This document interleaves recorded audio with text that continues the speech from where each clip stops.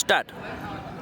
એકતા વિકાસ મંચ આયોજિત day night cricket tournament 2025માં આપ સૌનું સ્વાગત છે. મારી સાથે એકતા વિકાસ મંચના બંને સક્રિય સભ્યો અને ખૂબ જ કામગીરી કરનાર સક્રિય સભ્યો છે, જે ડૉક્ટર વિષ્ણુભાઈ પટેલ, જેમને આપ સૌ સાંભળો છો, જોયેલા છે અને તેમને ઓળખો જ છો. તેવી જ રીતે મારી સાથે બીજા ખૂબ જ સક્રિય સભ્ય રસિકભાઈ પટેલ, જેઓ મોકળદના વતની છે, તેઓ પણ આ કામગીરી સારી રીતે કરી છે. અમે બધાએ સાથે રહીને એક ક્રિકેટ ટુર્નામેન્ટનું આયોજન કર્યું. તેનું સંપૂર્ણ સંચાલન અમે આ બંને મિત્રોને સોંપેલું. આવો આપણે જાણીએ તેમની પાસેથી કે તેઓએ કેવી રીતે આ સમગ્ર આયોજન કર્યું અને કેવી કેવી પડકારોનો સામનો કર્યો છે તે તેઓ જણાવશે. વિષ્ણુભાઈ પટેલ. જય મિયા મિત્રો, શ્રી કડવા પાટીદાર 42 સમાજ એકતા વિકાસ મંચ એની જ્યારે મિટિંગ મળી ત્યારે નક્કી થયું હતું અને દરેક મિત્રોને થોડી જવાબદારી સોંપવામાં આવી હતી. અમે સ્પોર્ટ્સની જવાબદારી લીધી હતી. એટલે પ્લાનિંગ એવું કર્યું હતું કે એક સારી ક્રિકેટ ટુર્નામેન્ટ અને એક સારી વોલીબોલ ટુર્નામેન્ટ આખા 42 સમાજને આવરી લે એવી સરસ ટુર્નામેન્ટનું આયોજન કરવાનું હતું. ટુર્નામેન્ટ આયોજન માટે 3 વસ્તુ: એક તો આપણી જોડે એક સારું ગ્રાઉન્ડ જોઈએ, સારી એક આયોજકોની ટીમ જોઈએ અને ત્રીજું રમવા માટે ખેલાડીઓની ટીમ જોઈએ. ત્રણેય પડકાર ભર્યો હતો, પણ મા ઉમિયાની કૃપાથી સદનસીબે આપણને 8 દિવસ માટે મહેસાણાની અંદર આવેલું ખૂબ જ સુંદર આધુનિક કહી શકાય નેશનલ લેવલનું એવું સરદાર પટેલ સ્ટેડિયમ આપણને 8 દિવસ માટે મળી ગયું. એટલે આપણે પ્લાન કર્યું કે 8 દિવસમાં આપણે ટુર્નામેન્ટનું પ્લાન કર્યું. પછી આયોજકોની ટીમ, એટલે એમાં તો એકતા વિકાસ મંચની ટીમ, 42 સમાજ કડવા પાટીદારના એક્ટિવ સભ્યો અને મહેસાણા મિત્ર મંડળ ખભે મિલાવી અને અમારી સાથે ઊભું રહી ગયું. એટલે આયોજન બહુ સરળ થઈ ગયું. અને ત્રીજું, પછી સમાજમાં જ્યારે હાકલ નાખી એટલે 1, 2, 3 કરીને લગભગ 22 ટીમો થઈ ગઈ.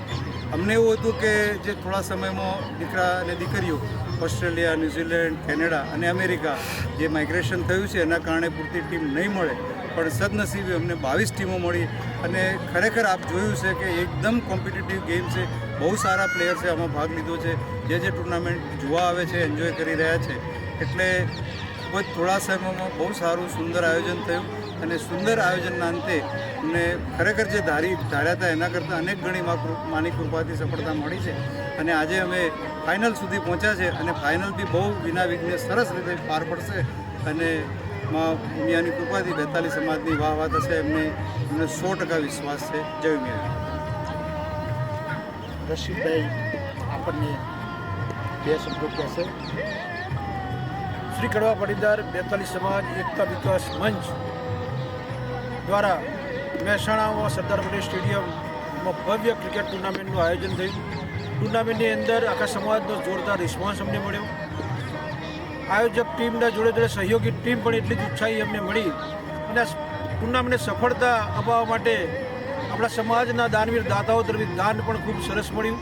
અને દાતાઓ હશે તો જ આ બધું કામ શક્ય હશે. તો એ દાતાઓને પણ આપણે આજે અભિનંદન આપીએ છીએ કે આવું સમાજને પ્રોત્સાહિત કરવાનું, આપણા સમાજના યુવાનોને પ્રોત્સાહિત કરવાનું એક ભગીરથ કાર્યમાં દાતાઓએ દાન આપ્યું છે. જ્યારે આવી ટુર્નામેન્ટોનો ભાગ લેવાનો થાય ત્યારે 22 ટુર્નામેન્ટો અમે ફાઇનલ કરી, તો એના પછી પણ ઘણી ટુર્નામેન્ટો અમને ગામથી મળવાની હતી, ટીમો મળવાની હતી, પણ એ ટીમોમાં આપણે ભાગ નહોતા આપી શકીએ એવા. તો આપણે આયોજન કમ્પ્લીટ થઈ ગયું હતું. પણ ભવિષ્યમાં આવતા વર્ષે કે ગમે ત્યારે ફરીથી આયોજન કરવાનું થશે તો ચોક્કસ અમને વિશ્વાસ છે 22 ટીમોની પણ આવી બીજી 15 થી 20 ટીમો આપણા સમાજની ઉમેરાશે. અને આવું ભવ્ય આયોજન આપણે આવતા વર્ષે ગમે તે જગ્યાએ ખૂબ સરસ રીતે આપણે પ્લાનિંગથી આપણા સમાજના મિત્રો દ્વારા ખભા મિલાવી અને આપણા સમાજના દાનવીરોના માધ્યમથી ખૂબ સરસ આયોજન આપણે કરી શકીશું. ખૂબ ઉત્સાહથી આપણે આ ક્રિકેટ ટુર્નામેન્ટ આપણા સમાજે નિહાળી છે. આપણે ઓનલાઈન યુટ્યુબ ચેનલ પણ આપણી બનાવી ચૂક્યા છીએ અને યુટ્યુબના માધ્યમ દ્વારા પણ આપણા સમાજના ફોરેન રહેતા, અમેરિકા રહેતા, કેનેડા રહેતા, ઓસ્ટ્રેલિયા રહેતા દરેક પરિવારે આ ટુર્નામેન્ટ નિહાળી છે. અને જોરદાર રિસ્પોન્સ આપણા વિદેશમાંથી પણ ખૂબ સરસ મળ્યો છે. એટલે જે ટુર્નામેન્ટમાં જેમને સફળતા અપાવવા માટે ખૂબ સારી મહેનત અમને અપાવી છે, તમે દરેકનો, દાતાઓનો, સહયોગી મિત્રોનો અને જે ટીમો આ સફળતા માટે જોડાઈ એ બધાને શ્રી કડવા પાટીદાર 42 સમાજ એકતા વિકાસ મંચ વતી અભિનંદન આપું છું. આભાર માનું છું.